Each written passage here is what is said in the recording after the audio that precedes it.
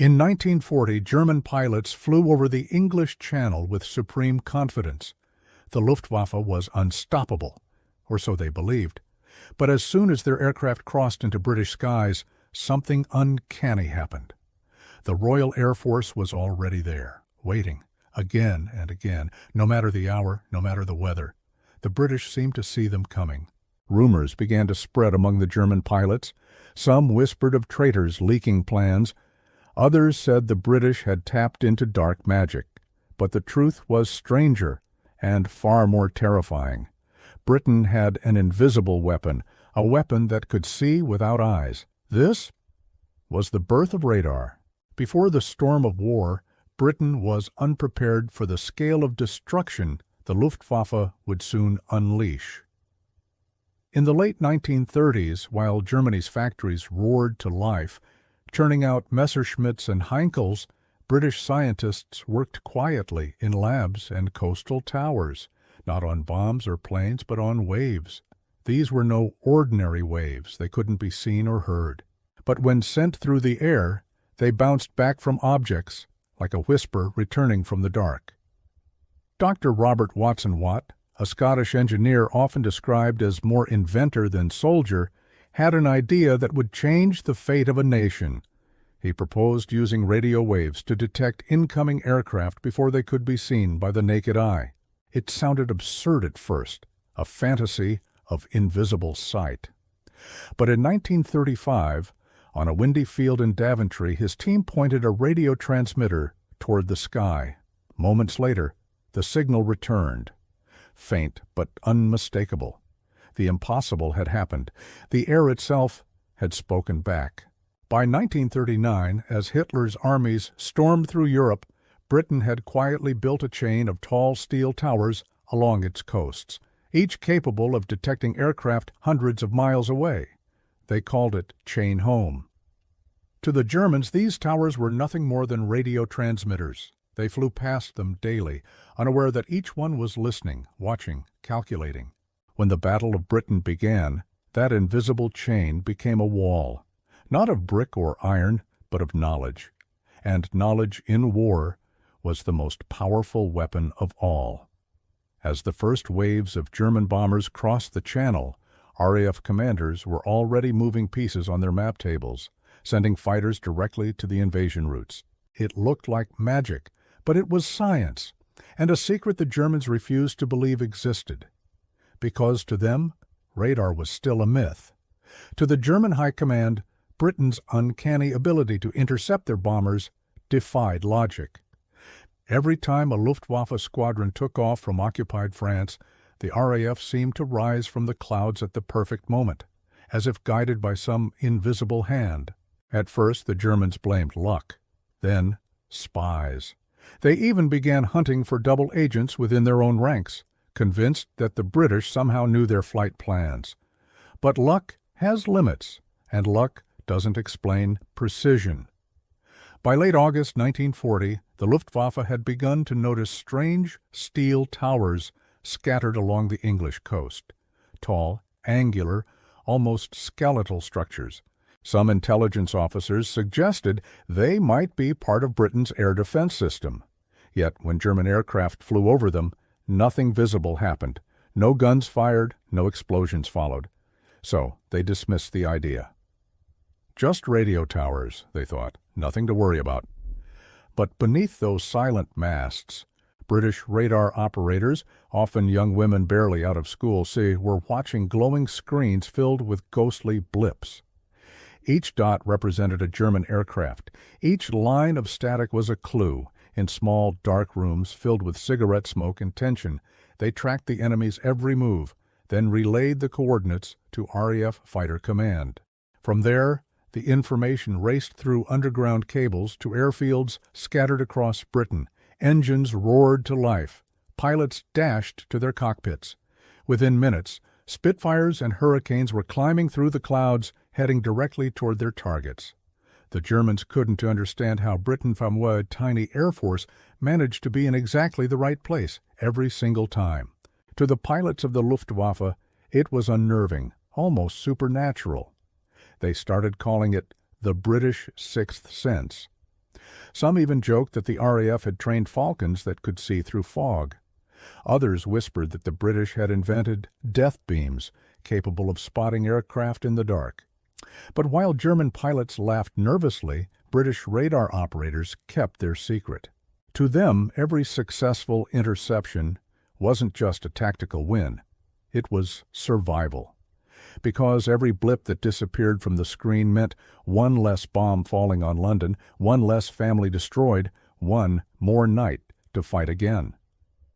Radar had turned the tide of the unseen war, but soon the Luftwaffe would begin to realize the truth, and their disbelief would turn to fear. By September 1940, the Battle of Britain was in full swing. London burned, and the skies above the English Channel roared day and night with the sound of engines and gunfire. The Luftwaffe believed it was only a matter of time before the RAF broke, but they still couldn't answer one haunting question. How did the British always know they were coming? High above the Channel, a squadron of Messerschmitts cut through the morning mist. Their mission was simple: escort the bombers, destroy any RAF fighters, and pave the way for invasion. But halfway to their target, the British fighters appeared once again, rising from the haze with surgical precision. It was as if they'd been waiting there all along. Back in Berlin, the intelligence officers began piecing together reports. Those tall towers on the coast, could they be more than radio masts? Could they somehow see aircraft through the clouds? One German physicist, Dr. Hans Hollmann, proposed that the British might be using something he had once theorized himself: radio detection through reflected waves. But his idea had been dismissed years earlier as impractical by the Nazi hierarchy. Now it seemed that the British had turned that very impractical theory into their greatest weapon. Meanwhile, inside RAF Fighter Command headquarters at Bentley Priory, the real magic unfolded. Radar operators in dimly lit rooms tracked incoming raids on luminous plotting tables. Each moving marker represented a formation of bombers. Voices filled the air. Raid approaching Dover. Angels 20. Scramble Biggin Hill Squadron immediately. Within seconds, the calm countryside erupted with the roar of Merlin engines. Spitfires sliced upward through the fog, guided not by sight, but by radio waves bouncing invisibly across the sky. For the first time in history, war was being fought with data, not just firepower. Radar gave Britain what every commander dreams of: foresight. They didn't need to guess anymore. They could see the unseen, anticipate the attack, and respond with surgical timing. When Prime Minister Winston Churchill learned about the system's success, he reportedly said, "Never in the field of human conflict was so much owed by so many to so few." But even as Britain's invisible shield held strong, the Germans were adapting.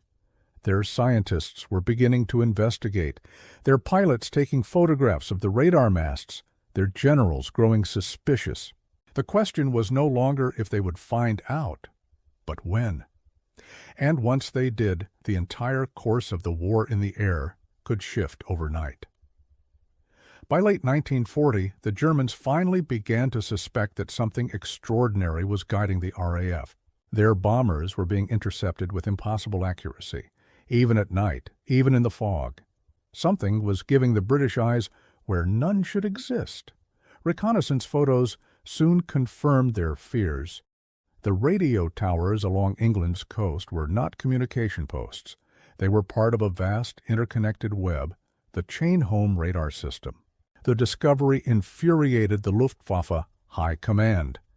Hermann Göring, still clinging to the belief that German might alone could crush Britain, dismissed radar as British propaganda.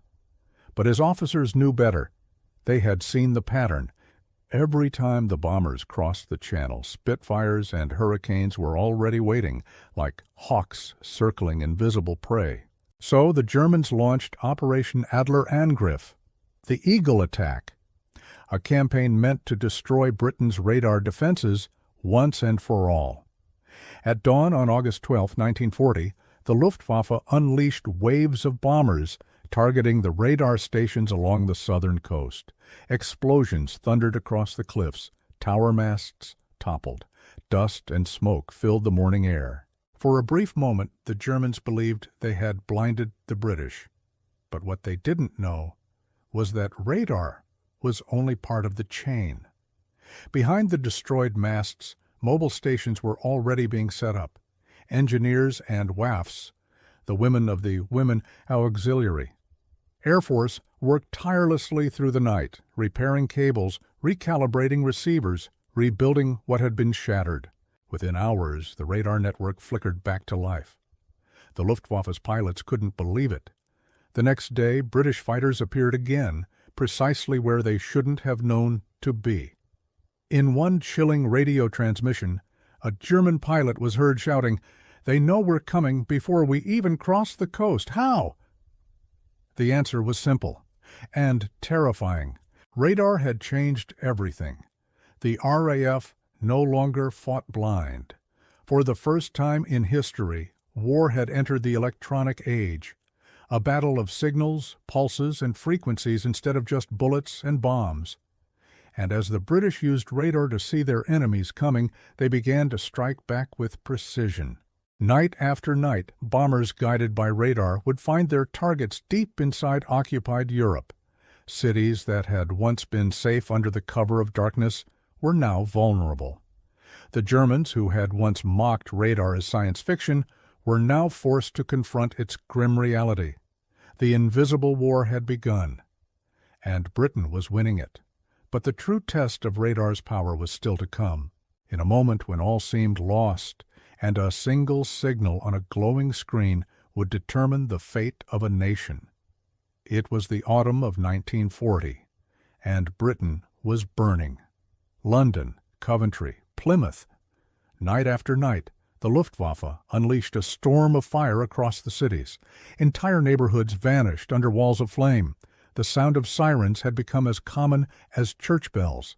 But in the darkness above those cities, the unseen war raged on. In a secret underground room inside Bentley Priory, RAF operators huddled over glowing green screens.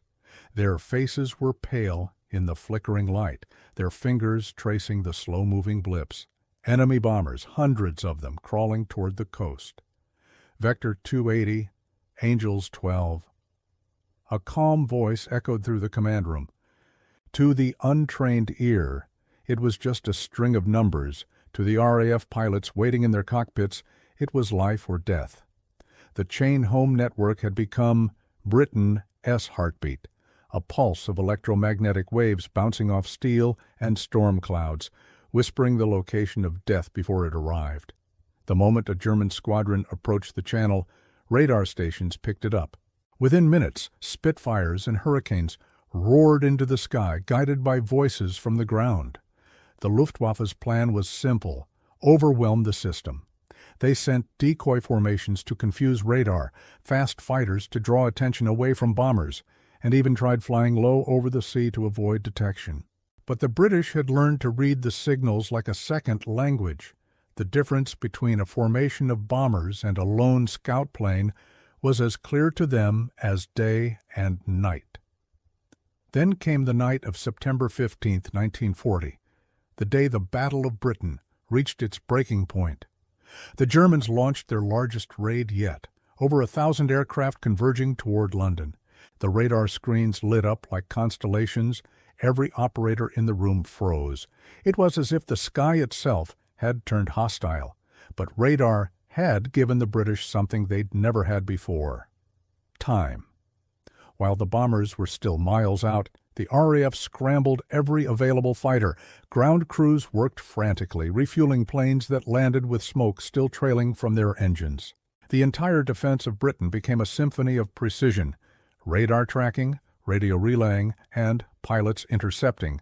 And that day, the Luftwaffe broke. For every bomber that reached London, 2 were shot down. German losses were devastating, and morale began to collapse. The pilots who once mocked radar as British fantasy now whispered about it in fear, calling it the invisible eye. By nightfall, the message was clear: Britain would not fall, not because of numbers or weapons, but because of an unseen force pulsing quietly in the air, proof that intelligence and innovation could turn the tide of war. But the story of radar didn't end there. In the years that followed, it would evolve, grow, and reach far beyond what even its inventors could have imagined, reshaping not just battles, but the very future of technology.